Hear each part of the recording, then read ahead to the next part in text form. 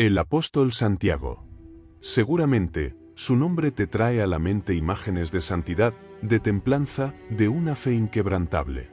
Te lo han pintado como el patrón sereno, el peregrino paciente, el hombre de Dios sin fisuras. Pero permíteme que te revele una verdad que la historia oficial, la que te cuentan en los libros piadosos y los sermones, ha preferido suavizar, incluso ocultar. Porque el Santiago del que te voy a hablar hoy, el auténtico Santiago, no fue el hombre piadoso que te contaron. Imagina esto, un pescador rudo, con las manos curtidas por el mar, la voz potente acostumbrada a gritar contra las olas, y un temperamento tan explosivo que sus propios compañeros de faena, e incluso Jesús, le pusieron un apodo que hoy nos sigue helando la sangre, Boanerges. O sea, hijo del trueno. Sí, has oído bien.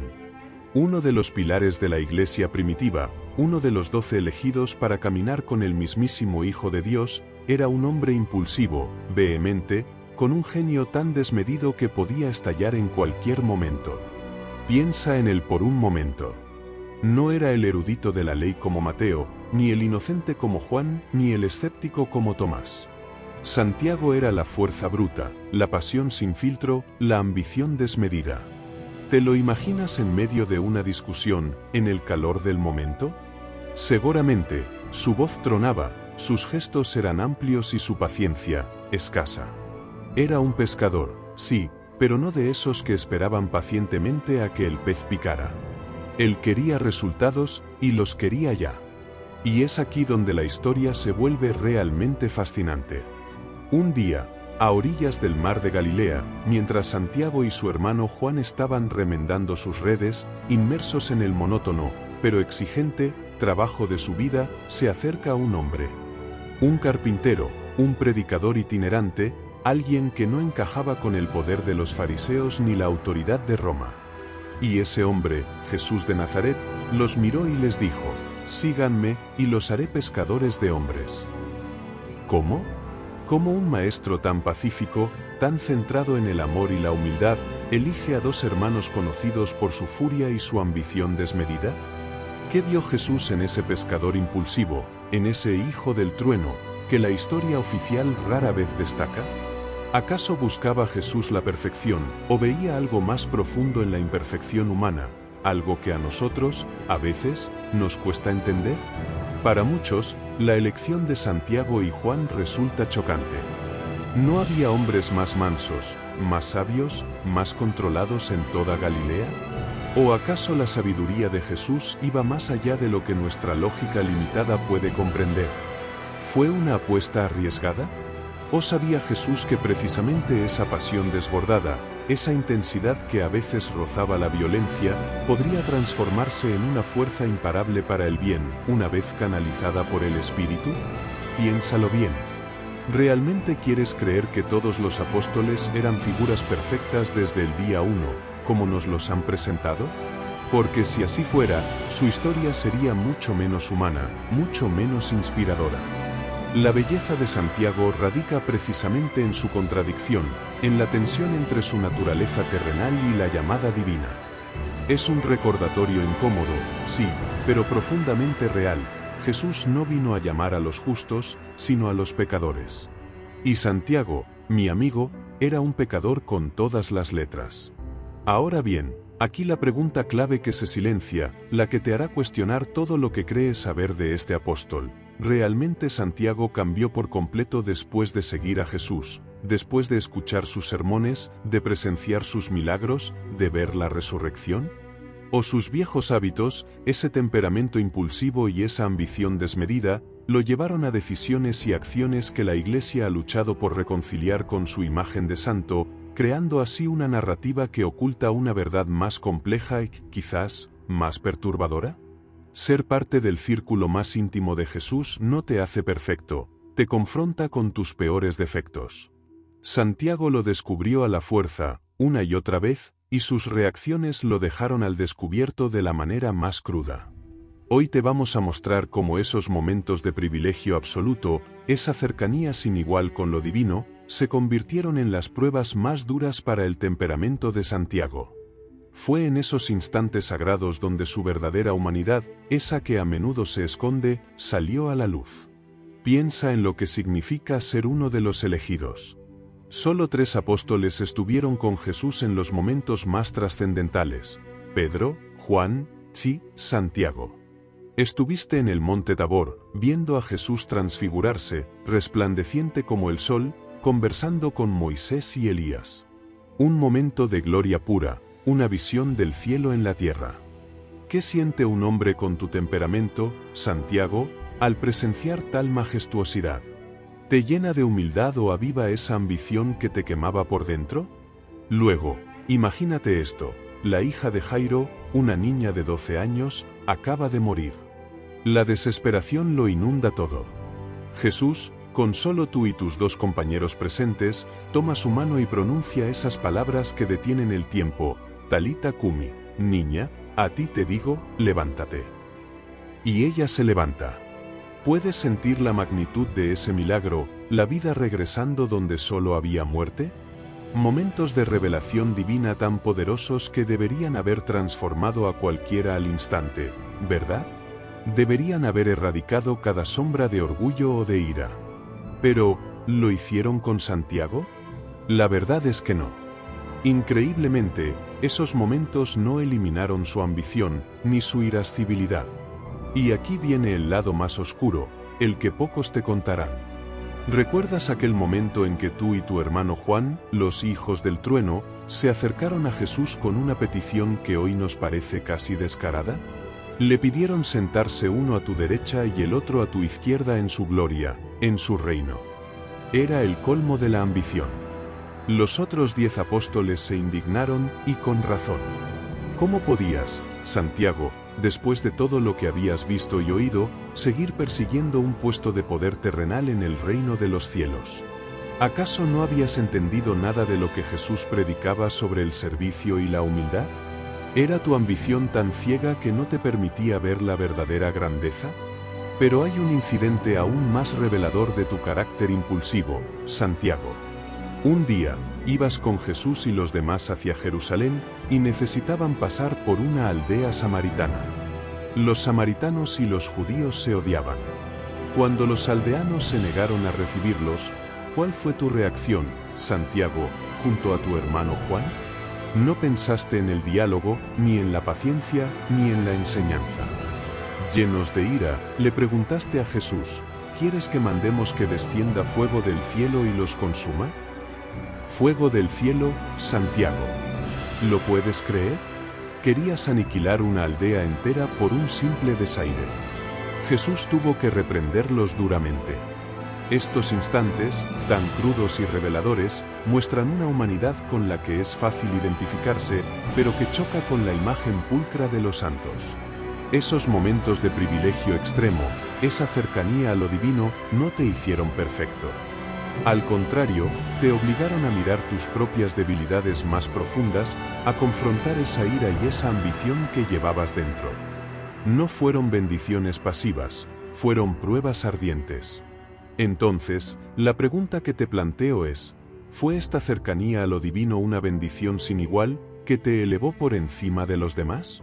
¿O, paradójicamente, fue una prueba constante que te obligó a mirar tus propias debilidades más profundas, una y otra vez, hasta la extenuación? ¿Fue el acceso directo a la divinidad tu mayor don o tu mayor calvario, al revelar la brecha entre lo que eras y lo que debías ser? La historia nos cuenta que Santiago fue el primer apóstol en morir por su fe, el primer mártir glorioso, un ejemplo de entrega total. Se le presenta como una figura imponente que aceptó su destino con resignación divina. Pero, ¿y si su muerte no fue un martirio pasivo, un simple acto de aceptación, sino el resultado directo de una acción impulsiva, de una decisión precipitada que, en el fondo, lo puso en el camino de una persecución que hoy se nos narra de una forma mucho más heroica de lo que realmente fue? ¿Y si ese temperamento de hijo del trueno lo llevó a un fin mucho más complicado y menos santo de lo que la narrativa oficial nos permite ver? Imagina a un apóstol judío, un hombre que apenas conocía la vida fuera de las polvorientas calles de Galilea y Jerusalén. Un hombre que, hasta hace poco, se dedicaba a remendar redes en un pequeño barco. Ahora, visualízalo cruzando el mundo conocido, embarcándose en una aventura épica para predicar la palabra en la lejana Hispania. ¿Es esto un mito conveniente, creado siglos después para justificar la evangelización de un continente? ¿O fue un hecho real, una misión tan solitaria y poco comprendida que expone las verdaderas pruebas y sacrificios de los primeros cristianos? Hoy vamos a descubrir por qué Santiago, el hijo del trueno, llegó hasta lo que entonces era el fin de la tierra. La tradición, esa que se ha transmitido de boca en boca y ha arraigado profundamente en la fe popular, narra que, tras la ascensión de Jesús, cada apóstol recibió su misión. Y a Santiago, a ti, te tocó un destino que sonaba casi a destierro, las tierras occidentales, más allá de los pilares de Hércules. ¿Puedes imaginar la sensación de subirte a un barco, dejando atrás todo lo conocido, rumbo a un lugar del que apenas tenías referencias?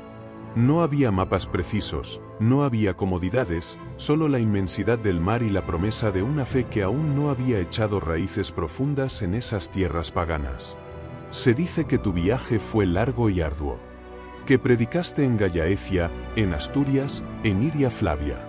Que encontraste resistencia, incredulidad, y que los frutos de tu esfuerzo fueron escasos, al menos al principio. No era como predicar en Jerusalén, donde el mensaje resonaba entre compatriotas. Aquí eras un extranjero, un judío en tierras de bárbaros, con una fe radicalmente nueva para ellos. Fue una tarea agotadora, llena de peligros. Cada día era un desafío, cada aldea una nueva batalla contra la indiferencia o la hostilidad. Y en medio de esa misión casi desesperada, la leyenda más hermosa y a la vez más controvertida, cobra vida. Se cuenta que en Zaragoza, sobre un pilar, se te apareció la mismísima Virgen María. Una aparición milagrosa, ¿no crees? Imagínate, estás desanimado, quizás al borde de la desesperación por la falta de progreso, y de repente, la Madre de Jesús se manifiesta para animarte en tu durísima misión. ¿Fue un consuelo divino para un apóstol agotado? ¿O fue una visión tan real que le dio un nuevo impulso a tu ya conocida impetuosidad? Pero volvamos a la pregunta incómoda. ¿Por qué Santiago, conocido por su impaciencia, por ese carácter que siempre quería soluciones rápidas y drásticas, fue el elegido para esta misión tan larga, solitaria y aparentemente ingrata? ¿Qué vio Jesús en tu temperamento que te hacía apto para un viaje tan solitario y lleno de penurias, donde el progreso era lento y la fe se sembraba grano a grano? Otros apóstoles se quedaron en el corazón del imperio, en zonas más civilizadas. Tú fuiste al confín. ¿Fue esto una muestra de tu gran fe, de tu obediencia ciega? ¿O una penitencia por tu carácter, una forma de pulir ese hijo del trueno con la soledad y la dificultad? Lo que sí sabemos es que fue un viaje de enormes penurias, casi un exilio misionero. Dejar atrás la seguridad de Jerusalén, la cercanía de los otros discípulos, para adentrarse en lo desconocido, en un mundo que no te comprendía, en una cultura que te era ajena. ¿Qué te impulsó, Santiago, a cruzar ese mar y enfrentar lo desconocido, dejando atrás todo lo que conocías? ¿Fue una orden divina incuestionable, o una profunda convicción personal que te impulsó a los límites del mundo? Y aquí es donde el misterio se profundiza y la controversia se asienta. Porque si Santiago regresó a Jerusalén para su destino final y murió allí, como la Biblia misma lo narra, decapitado por Herodes Agripa I, entonces, ¿cómo es posible que tu tumba, la tumba del apóstol Santiago, se encuentre a miles de kilómetros, en Santiago de Compostela, convertida hoy en uno de los destinos de peregrinación más importantes de la historia? La distancia es inmensa. ¿Estamos ante un milagro post-mortem, o ante una de las mayores leyendas construidas para unificar una nación y una fe? Hay una verdad oculta detrás de este misterio milenario, una historia que la Iglesia, quizá, no ha querido revelar por completo porque es demasiado compleja o demasiado conveniente. La tumba de Santiago en Compostela, venerada por millones de peregrinos a lo largo de los siglos, ¿es la prueba irrefutable de un milagro, o estamos ante una de las mayores reliquias falsas de la historia, una construcción brillante para un propósito mayor? Hoy vamos a desvelar el viaje final de Santiago, ese que ocurrió después de su muerte, y porque su descanso eterno está en un lugar tan inesperado, tan remoto, tan alejado de su tierra natal. Prepárate, porque lo que vas a escuchar desafía toda lógica y te obligará a cuestionar qué es verdad y qué es leyenda en el relato de los santos. Tras su misteriosa y ardua misión evangelizadora en Hispania, Santiago regresó a Jerusalén. ¿Por qué volver a un lugar donde la persecución de los cristianos era brutal e implacable?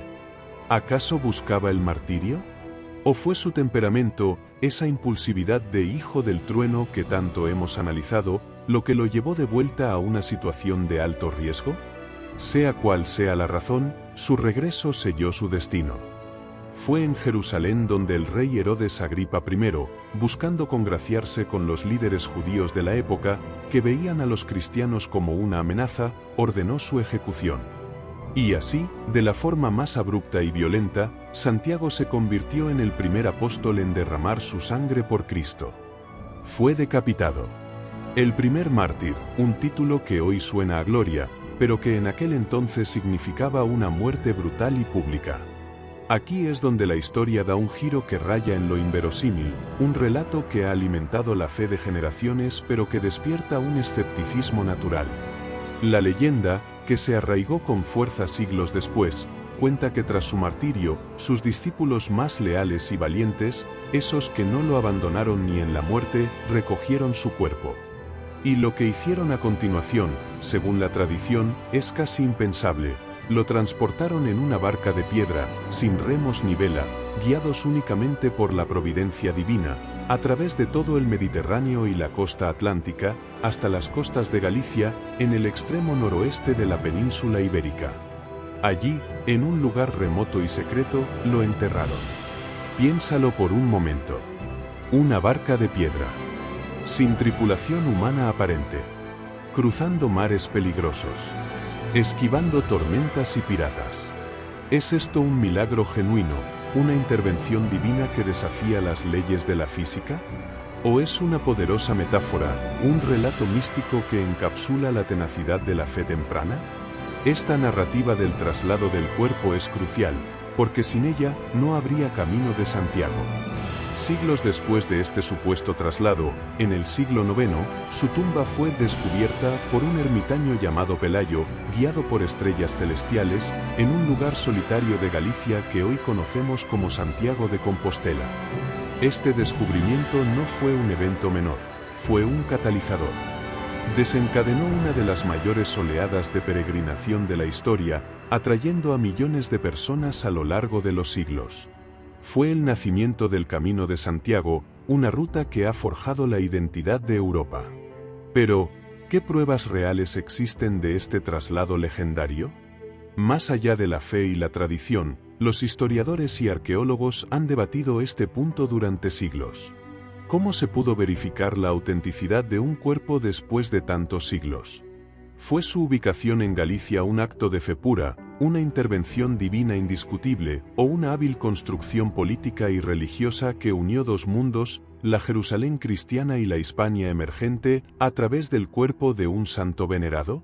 La verdad, si es que alguna vez la conocemos en su totalidad, es mucho más sorprendente y compleja de lo que crees, mezclando devoción, política y la poderosa necesidad de un símbolo. Y aquí llega la paradoja más grande, la que te hará reflexionar profundamente. ¿Por qué un apóstol que, según los relatos más antiguos, dudó, cometió errores de juicio y fue un hijo del trueno impulsivo, se convirtió en el patrón guerrero de España? Porque se le representa, no solo como un predicador, sino como un símbolo de la reconquista, de la lucha contra el infiel, liderando ejércitos desde los cielos. Esta transformación de un mártir decapitado a un general celestial es algo que desafía toda lógica y te obliga a preguntarte sobre la naturaleza de la santidad y cómo se construye. Olvídate del apóstol pacífico, del humilde pescador que siguió a Jesús. Prepárate, porque la imagen más poderosa y a la vez más controvertida de Santiago lo muestra como un guerrero sangriento, un jinete furioso matando musulmanes en batalla. Te pregunto, ¿Es esta figura una traición absoluta a las enseñanzas de amor y paz de Jesús, o la prueba incómoda de que la fe, en ciertos momentos históricos, puede justificar la violencia extrema en nombre de lo divino? La respuesta a esta controversia es tan profunda que te hará cuestionar todo lo que creías saber sobre los santos y la misma historia de la fe. La figura de Santiago Matamoros, literalmente el Matamoros, nace de una leyenda épica, la de la batalla de Clavijo en el siglo IX. Se cuenta que, en medio de la contienda, cuando los ejércitos cristianos estaban a punto de ser aplastados por los musulmanes, apareció de repente, sobre un caballo blanco y empuñando una espada flamígera, el mismísimo apóstol Santiago. Su intervención fue decisiva, cambiando el curso de la batalla y dando la victoria a los cristianos. De la noche a la mañana, el apóstol mártir se convirtió en un estandarte militar y espiritual para la reconquista española, un grito de guerra, una fuerza sobrenatural en el campo de batalla. Piénsalo bien. ¿Cómo es posible que un hombre que caminó con Jesús, que fue testigo de milagros y escuchó de primera mano el sermón de la montaña sobre la paz y el amor a los enemigos, se transforme en un símbolo de la guerra santa? ¿Fue esta aparición una visión real, un milagro para la desesperada situación de un pueblo? ¿O fue una construcción estratégica, una poderosa narrativa creada por reyes y clérigos para insuflar coraje, para unir voluntades en un conflicto que duró siglos? La imagen de Santiago Matamoros es el perfecto ejemplo de cómo las figuras religiosas son moldeadas por las necesidades de su tiempo y las narrativas históricas. Es una verdad incómoda, pero necesaria de afrontar. Esta evolución de Santiago, de pescador impulsivo a mártir decapitado, y luego de mártir a guerrero celestial, es un testimonio de la plasticidad de la fe y de cómo los símbolos pueden ser reinterpretados hasta volverse casi irreconocibles.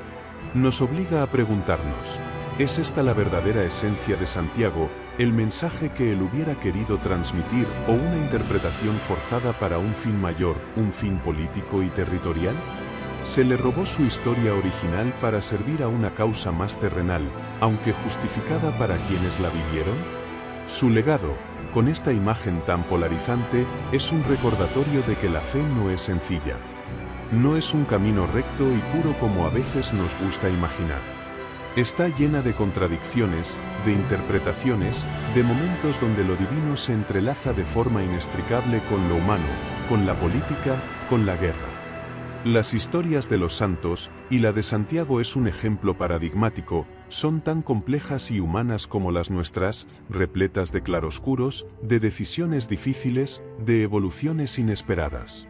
Pero más allá de la polémica, la historia de Santiago, con todas sus luces y sombras, con su temperamento fogoso que lo llevó a querer quemar aldeas y su inquebrantable fe final que lo llevó al martirio, nos enseña una verdad fundamental: la redención y la transformación son posibles para cualquiera, sin importar cuán imperfectos creamos ser.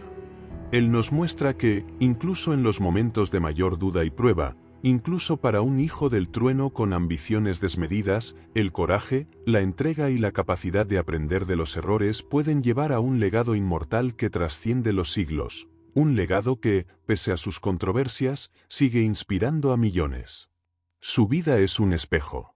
Si sientes que Santiago Apóstol te habló directamente a través de este mensaje, si reconoces que Dios te está llamando a una vida de fe más profunda y valiente, una fe que no teme las contradicciones ni las preguntas difíciles, dale like inmediatamente. No lo pienses, hazlo ahora. Es tu forma de decirle a Dios que quieres honrar su presencia en tu propia historia, con todas tus imperfecciones. Suscríbete al canal y activa la campanita, porque quienes siguen estas enseñanzas místicas y tienen el coraje de confrontar las verdades incómodas de la fe, los que se atreven a mirar más allá de la superficie de las historias oficiales, reciben gracias extraordinarias cada semana. Los grandes santos tenían secretos espirituales que transformaban vidas completamente, métodos ocultos para alcanzar una conexión más profunda con lo divino. Y cada semana, en este canal, revelamos sabiduría como esta, desvelamos esas verdades que cambian vidas. Comparte este vídeo hoy mismo con esa persona que necesita honrar mejor los momentos de prueba, esa que se siente abrumada por sus propias imperfecciones o por las dificultades de la vida. Tal vez tu mamá, tu esposo, tu hermana, un amigo que está pasando por dificultades. Este mensaje, que revela la humanidad y la transformación de un gigante de la fe, puede ser exactamente lo que necesita para transformar su vida espiritual, para entender que la santidad no es perfección, sino un camino. Si quieres profundizar en las enseñanzas más íntimas de Santiago Apóstol, en esa complejidad que lo hizo tan humano y tan divino, y en los métodos de otros grandes místicos de la paciencia y el coraje, hazte miembro del canal y accede a contenido exclusivo que no comparto en ningún otro lugar.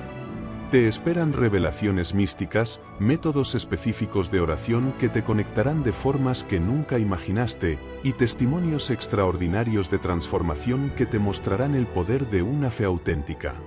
Pero sobre todo, recuerda esto, y grábatelo a fuego en tu corazón. Cada vez que enfrentes una prueba, una dificultad, una contradicción, y lo hagas con fe y coraje, tienes la oportunidad de vivir, aunque sea por unos instantes, 15 minutos en el paraíso.